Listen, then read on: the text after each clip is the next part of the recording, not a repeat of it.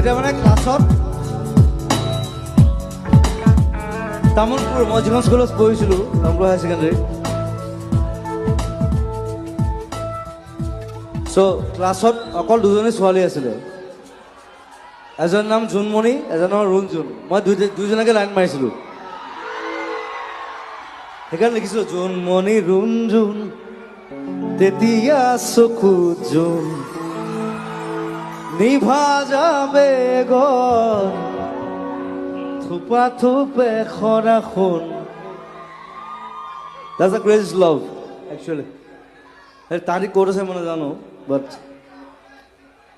খিৰি Okay, 1, 2, 3, 4